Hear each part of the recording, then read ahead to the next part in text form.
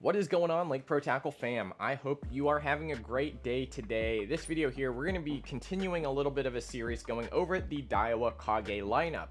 Now, I've already expressed my discomfort with the power jerkbait rod. This to me is going to be more of your soft jerkbait rod, something like a fluke or something like that. Now, you can go watch that full video. Of course, I'm going to try to link it up here if I remember. I'm very bad at it, so if you want to learn more about this rod, guys, you can easily find it on the YouTube channel, or hopefully I remember to link it. But this power jerkbait rod is a great rod, just probably not for what I'd call a power jerkbait. So I do love this Kage lineup from Daiwa. If you didn't know, the Daiwa Kage line is only available in little tackle shop, not little tackle shops, but only available physically in tackle shops, or if you call them, they might have them, but you know, since I'm doing these videos, we do have them in stock, so just give us a call, and we've got most of the models in right now. But specifically for this video, we're going to be going over two models and kind of the crankbait slash jerkbait lineup, and this is going to be the technical jerkbait, 6'8", medium light. And then we also have the crank rod, and this is a 7-foot medium. So let's go over the specifics of the rod real quick. So for the crank rod, again, 7-foot medium, it is going to be rated for lures from 1/4 to 5/8 of an ounce. It is going to be rated for an 8 to 14 pound line. Now, the jerkbait rod, this one here, the technical jerkbait rod, is going to be rated for 1/4 to 3/4 ounce, with line from 8 to 18 pounds. Now, when it comes to lure ratings and line ratings, everything is very subjective. Whether they mean fluorocarbon or whether they mean like braided line. So it kind of just depends. Everything's kind of relative in my opinion. My goal here is to kind of express to you what I would throw on it, the maximum capabilities, and what I feel is more of an accurate rating for you. So I want to start with the cranking rod. This one right here is an extremely light rod. I can't stress enough how light these Kage rods are, and for this to be a cranking rod at a 7-foot medium, this blank is extremely low profile. I'm talking like thinner than a lot of like light rods in like the BFS category. So I'm not sure how they figured out how to get this blank so thin, but this rod here is a, in my opinion, true medium composite-ish blank, where it does bend all the way deep down into the bottom of the rod there. You can see the back flexing, you can see the tip flexing all the way back here. Of course, as you get closer to the tip, it's going to bend more and more, and it is a very moderately soft tip for feeling those crankbait bites. You're going to see here it's a very slow to return, rod blank. So overall, this rod blank, in my opinion, is very close to what they're calling it, a true cranking medium. It feels like glass, but is not quite glass. So I'm not sure how they did it, but this rod feels extremely amazing. These are equipped with air sensor reel seats for extreme sensitivity. I really want to take this rod out and try it out because I have been shallow cranking a lot. You know, one of my main crankbaits that I would be throwing on this for sure are going to be like a Spro Little John or a Bling 55, and I've been talking about those a lot. I think I could also get away with something like an IXI shad, even in that 1/4 ounce category, something that loads extremely well and is able to fire that IXI with that LBO casting system. Now, I think the maximum I would be using this rod for, since it is a 7-foot rod, would be around 10 to 12 foot of water. If I'm cranking with anything bigger than that, they're usually pulling too much water for this medium blank, so I might jump up to another rod for that specific crankbait. Moving on here to the technical jerkbait, guys. This is a 6'8" rod. In my opinion, one of the best lengths for a jerkbait.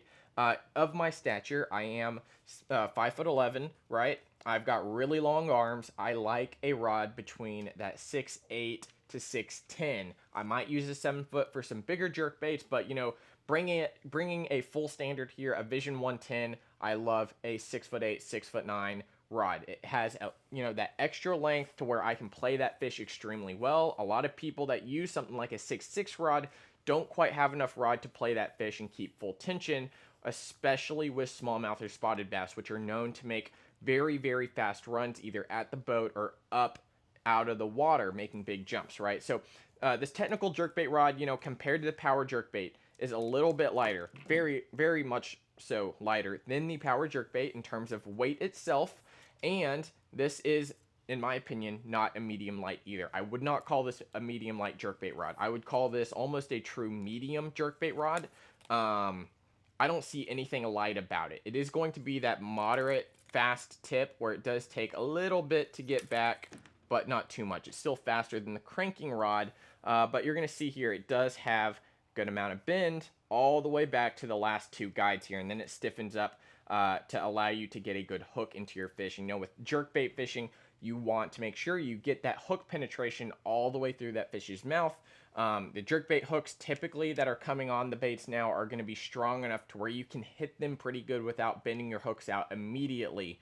You know, one of my favorites are going to be the Megabass Katsuage hooks that come directly on your Vision 110s.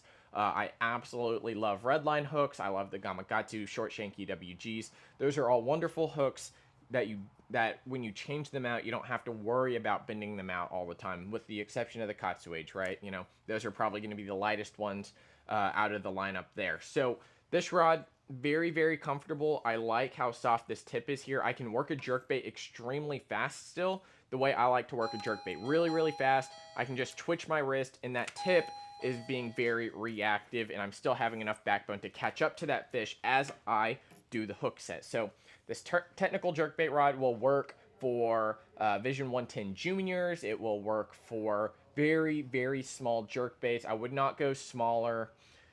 Actually, I'm not going to touch on that. I don't know yet. I'm going to try some 95s and maybe some X Nanahands here. But personally, just feeling this rod, I think a 110 Junior might be the smallest I would really go on it. It is able to load at the very tip. I don't know how it would be loading on like a Nanahan or something like that. I feel like if I wanted a Nanahan, I want it to load a little bit farther back so I can get a full good cast in there. But in terms of the high end of this rod, it is rated for 3/4 of an ounce. I think I could very well easily throw like a 110 max LBO, which is kind of going to be that upper range. And, you know, I would still even probably crank with this one here. It's a 6'8". I can very easily throw something like a 1.0 or even that Bling Little John. This is going to be a great hybrid rod in my opinion. So that kind of concludes my overall viewpoint on these rods. I will say the handles on them are the exact same. So you're getting the same amount of handle on the crank as the jerkbait rod here. The crank is just a little bit longer, and it's actually a substantial amount longer. My one complaint, I don't think I said this in the other video, is my one complaint with this rod is where the bait keeper is held right underneath where your line is going. I wish it was on the other side, you know, on the underside. That way I can just flip my rod over, clip it like that, and not have to, you know, push the line over one way or the other, right?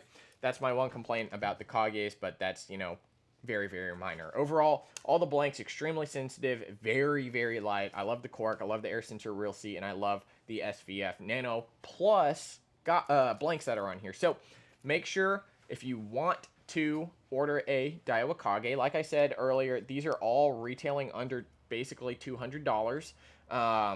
These are by far our favorite rods in the store at that $200 price point. Doesn't get much better than that. And if you want one, make sure to call the store, 940-668-2573, or email me at lakepro@pondking.com, PONDKING.com. So, Daiwa Kages, guys, you won't see them on the website, but you can check them out online on the Daiwa page, as well as giving us a holler, and we can run you through each of the different models and try to match one up for your needs. But they have several different ones, so be on the lookout for another video going over some more Kage rods. So, thank you so much for watching this video here. We will see you next time at Lake Pro Tackle. See you guys.